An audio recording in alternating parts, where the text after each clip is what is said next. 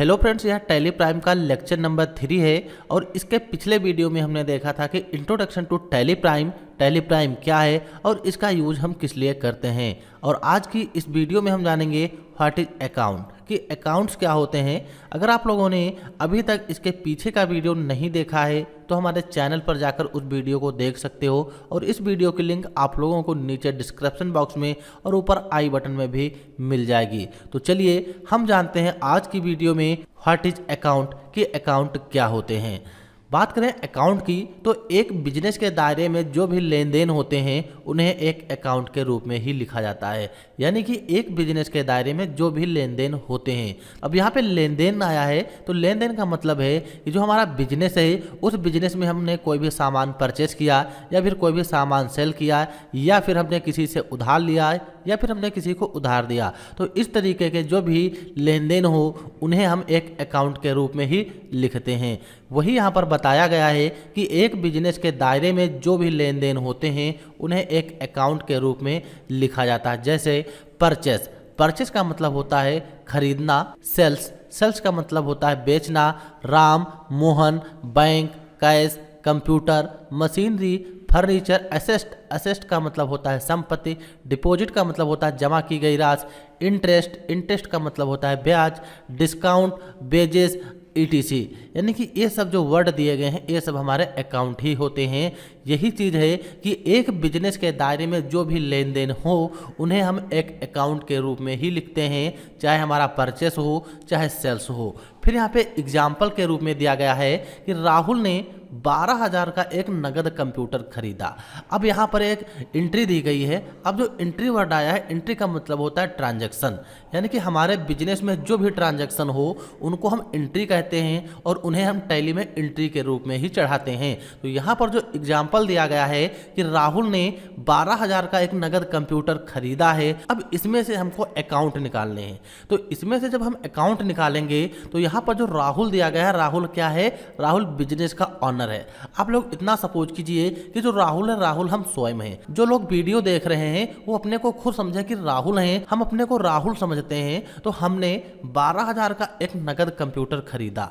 अब जब हम 12,000 का नगद कंप्यूटर खरीदेंगे तो इसमें से सबसे पहले हमें अकाउंट निकालने हैं। तो इसमें से जब हम अकाउंट निकालेंगे, अगर हम कंप्यूटर खरीदते हैं तो हमारे पास कंप्यूटर आएगा। जो कंप्यूटर है, कंप्यूटर हमारे पास आ रहा है और हमारे पास से कैश जा रहा है। अब यहाँ पर राहुल से हमें कोई लेना देना नहीं, क्योंकि जो बिजनेस का ऑनर होता है उसको हम एंट्री में शामिल नहीं करते। कुछ ऐसी एंट्रियाँ होती हैं जहाँ पे बिजनेस को ऑनर को शामिल किया जाता है, तो उन एंट्री को हम आगे जब एक्सरसाइज कंप्लीट करेंगे वहाँ पर देखेंगे कि वो कौन कौन सी एंट्री होती हैं। आप लोग अभी यहाँ पर इतना समझिए कि जो बिजनेस का ऑनर है उसको हम एंट्री में शामिल नहीं करते, तो इसीलिए जो यहाँ पर राहुल है, राहुल से हमें कोई भी लेना देना नहीं। आप लोग इतना समझिए कि जो हमारा बिजनेस है, हमारे बिजनेस में कंप्यूटर आया और हमारे पास से कैश गया। तो इस एग्जाम्पल में, यानी कि इस एंट्री में हमारे टोटल 2 अकाउंट हैं, एक कंप्यूटर जो हमारे बिजनेस में आया है और एक कैश जो हमारे पास से गया है। अब इन्हीं 2 अकाउंट की सहायता से हम टैली में एंट्री करते हैं। तो आप लोग इतना समझ गए होंगे कि हम अकाउंट कैसे निकालते हैं। अगर आप लोग अकाउंट निकालना सीख जाओगे तो आप लोग बहुत ही अच्छे से एंट्री कर सकते हो और टैली में भी बहुत ही आसानी से एंट्री करोगे और वहाँ पर कोई भी गलती नहीं होती। फिर एक और एग्जाम्पल दिया गया है, जैसे राहुल ने 4,000 का एक फ़ोन मोहन से उधार खरीदा। यहाँ पर क्या हो रहा था? यहाँ पर राहुल ने 12,000 का एक नगद कंप्यूटर खरीदा था, लेकिन इस एग्जाम्पल में राहुल ने 4,000 का एक फ़ोन मोहन से उधार खरीदा। अब इसमें से हमें अकाउंट निकालना है। तो इसमें से अकाउंट निकालेंगे तो सबसे पहला हमारा आएगा फ़ोन क्या है? फ़ोन हमारे बिजनेस में आया है। फ़ोन तो हमारे बिजनेस में आया है, लेकिन क्या हमारे पास से कुछ गया? हमारे पास से यहाँ पर कुछ भी नहीं गया, ना अमाउंट गया है, ना हमने यहाँ पर कोई भी ट्रांजैक्शन किया, केवल हमारे बिजनेस में फ़ोन आया है। जब हम किसी से कोई भी चीज़ उधार लेते हैं तो जो देने वाला होता है हम उसको क्वेश्चन में शामिल करते हैं। तो यहाँ पर क्या हुआ है, जो राहुल है यानी कि हमने एक 4,000 का फ़ोन मोहन से उधार खरीदा। तो फ़ोन तो हमारे पास आया, लेकिन उसको देने वाला कौन है? उसको देने वाला मोहन है। तो यहाँ पर 2 अकाउंट निकलेंगे, एक हमारा निकलेगा फ़ोन का जो हमारी संपत्ति है और एक हमारा निकलेगा मोहन का जिसने उधार दिया।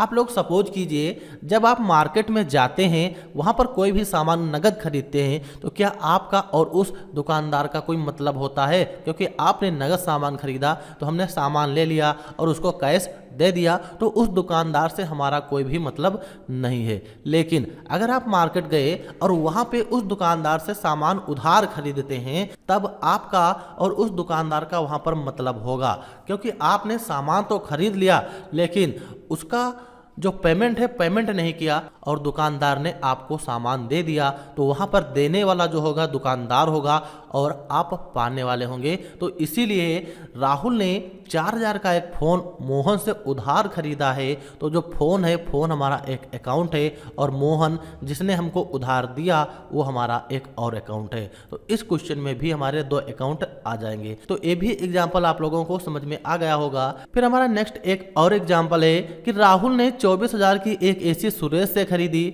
और 15,000 कैश में दिए और बाकी के उधार कर दिए। यानी कि जो राहुल हैं, यानी कि हमने एक 24,000 की एसी खरीदी है सुरेश से। अब वहाँ पर हमने 15,000 ट्रांजैक्शन किया, यानी कि 15,000 रुपये हमने कैश के रूप में दिए और बाकी जो बचे उधार कर दिए। तो यहाँ पर जो अकाउंट निकलेंगे एसी हमारा एक अलग अकाउंट होगा और जो सुरेश है, सुरेश का भी अकाउंट बनेगा। जो हमने यहाँ पर 15,000 का कैश दिया तो वो भी हमारा एक अकाउंट है। यानी कि इस क्वेश्चन में टोटल 3 अकाउंट है। अब 3 अकाउंट इसलिए निकले, तो यहाँ पर जो एसी है, एसी तो एक अकाउंट है, लेकिन जो सुरेश है और जो कैश है, कैश में हमने 15,000 रुपये दे दिए तो यहाँ पर कैश का अकाउंट बनेगा। लेकिन एसी हमारी 24,000 की है, तो यहाँ पर दुकानदार को तो अभी 15,000 रुपये ही टोटल मिले हैं, लेकिन यहाँ पर अभी 9,000 रुपये दुकानदार को नहीं मिले। तो यहाँ पर क्या है, जो बाकी के 9,000 रुपये बचे थे, सुरेश ने उसको उधार किया। तो जो उधार किया है वो सुरेश ने राहुल को दे दिया। तो इसीलिए जो सुरेश होगा, सुरेश भी हमारा एक अकाउंट बनेगा। तो यहाँ पर आप लोग समझ गए होंगे कि व्हाट इज अकाउंट, अकाउंट क्या होते हैं। और यहाँ पर आप लोग अकाउंट निकालना सीख गए होंगे कि एक क्वेश्चन से हम अकाउंट कैसे निकालते हैं। उस क्वेश्चन में 2 अकाउंट भी हो सकते हैं, 3 अकाउंट भी हो सकते हैं, 4 या 5 अकाउंट भी हो सकते हैं। तो इन सभी को हम जब आगे पढ़ेंगे, एक्सरसाइज कंप्लीट करेंगे, तब आप लोगों को और अच्छे से ये चीज़ें समझ में आ जाएंगी। फिर इसके बाद है हमारा नेक्स्ट क्लासिफिकेशन ऑफ अकाउंट। यानी कि जो अकाउंट है, अकाउंट हमारे 3 प्रकार के होते हैं, एक पर्सनल अकाउंट, एक रियल अकाउंट और एक नॉमिनल अकाउंट। अगर आप लोग अकाउंट समझ जाओगे, यानी कि पर्सनल अकाउंट, रियल अकाउंट और नॉमिनल अकाउंट के बारे में समझ जाओगे, तो आप लोग टैली बहुत ही आसानी से समझ पाओगे। क्योंकि जब हम टैली लगाते हैं तो टैली में पर्सनल अकाउंट, रियल अकाउंट और नॉमिनल अकाउंट पर सबसे ज़्यादा काम होता है। तो यहाँ पर इन सभी टॉपिक को आप लोग अच्छे से समझिएगा। तो सबसे पहला है हमारा पर्सनल अकाउंट, यानी कि व्यक्तिगत खाते। पर्सनल अकाउंट वह खाते हैं जो किसी व्यक्ति या संस्था के नाम से बनाए जाते हैं, वह पर्सनल अकाउंट कहलाते हैं। जैसे Mohit, Rahul, bank, ABC company, capital, drawing, ETC। अगर इन नामों से कोई भी अकाउंट बनाया जाए तो वो हमारे पर्सनल अकाउंट के अंतर्गत आते हैं। किसी नाम से अगर अकाउंट बनता है, चाहे मोहित के नाम से हो चाहे राहुल के नाम से, वो भी हमारा एक पर्सनल अकाउंट होगा। अगर किसी संस्था या फिर किसी कंपनी के नाम से अकाउंट बनाए, वो भी हमारा पर्सनल अकाउंट के अंतर्गत आएगा। चाहे हम कैपिटल का मतलब होता है पूंजी, ड्राइविंग का मतलब होता है निकालना या आहरण करना, तो इनके नाम से अगर कोई भी अकाउंट बनता है वो भी हमारा पर्सनल अकाउंट के अंतर्गत आता है। अब यहाँ पर जो कैपिटल है, कैपिटल का मतलब ये हुआ, जैसे कि मान लीजिए अर्पित कुमार वर्मा ने एक बिजनेस स्टार्ट किया और उस बिजनेस में इन्होंने 3 लाख रुपए लगाए। तो यहाँ पर क्या है, अर्पित कुमार वर्मा ने जो बिजनेस स्टार्ट किया है उसमें इन्होंने 3 लाख रुपए लगाए, यानी कि उस बिजनेस में इन्होंने पूंजी लगाई है। तो यह जो कैपिटल अकाउंट के अंतर्गत आएगा। अब कैपिटल अकाउंट हमारा पर्सनल अकाउंट में आता है। तो आप लोग समझ गए होंगे कि पर्सनल अकाउंट क्या है। पर्सनल अकाउंट वह होते हैं जो किसी नाम से या किसी संस्था से बनाए जाते हैं, उनको हम पर्सनल अकाउंट कहते हैं। तो आप लोग अच्छे से समझ गए होंगे। फिर नेक्स्ट है रियल अकाउंट। रियल अकाउंट का मतलब होता है वास्तविक खाते। वह खाते जो किसी वस्तु या संपत्ति आदि से संबंधित होते हैं, उनको हम रियल अकाउंट कहते हैं। जैसे कैश, कैश क्या है, एक प्रकार की संपत्ति है। कंप्यूटर क्या है, कंप्यूटर हमारी फिक्स्ड एसेट, यानी कि ये भी हमारी एक प्रकार की संपत्ति है। मशीनरी, फर्नीचर एसेस्ट भी एक प्रकार की संपत्ति है और ईटीसी इसी तरीके से और भी चीज़ें होती हैं। तो ये क्या है, ये हमारे रियल अकाउंट हैं। आप लोग याद रखना, जब कोई क्वेश्चन आए, अगर उस क्वेश्चन में वस्तु या संपत्ति हो तो समझ जाइए कि वो हमारा रियल अकाउंट के अंतर्गत आएगा। या फिर उस क्वेश्चन में कोई नाम आता है या कोई संस्था है तो इनको हम पर्सनल अकाउंट में रखते हैं। फिर नेक्स्ट है हमारा नॉमिनल अकाउंट।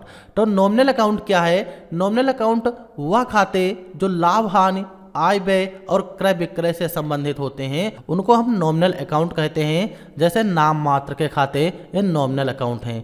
एग्जाम्पल के लिए इंटरेस्ट, डिस्काउंट, वेजेस का मतलब मजदूरी, परचेज का मतलब खरीदना, सेल का मतलब बेचना, प्रॉफिट का मतलब लाभ, लॉस का मतलब हानि। तो इस तरीके की अगर कोई भी नाम हमारे एंट्री में या क्वेश्चन में आए तो वहाँ पर जो अकाउंट लगेगा नॉमिनल अकाउंट लगेगा। तो ये होता है नॉमिनल अकाउंट। तो यहाँ पर आप लोगों को क्लासिफिकेशन ऑफ अकाउंट समझ में आ गए होंगे कि पर्सनल अकाउंट, रियल अकाउंट और नॉमिनल अकाउंट क्या है। फिर इसके बाद नेक्स्ट है गोल्डन रूल्स ऑफ अकाउंटिंग, कि इनका यूज हम किस लिए करते हैं। तो इसमें हमारे पर्सनल अकाउंट, रियल अकाउंट और नॉमिनल अकाउंट हैं जो हमने अभी ऊपर पढ़े।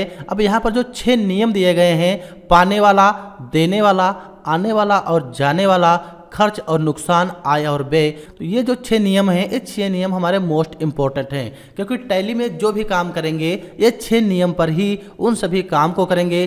कोई एंट्री हो, चाहे किसी भी प्रकार का क्वेश्चन हो, तो वहाँ पर इनमें से कोई ना कोई एक नियम लगता है।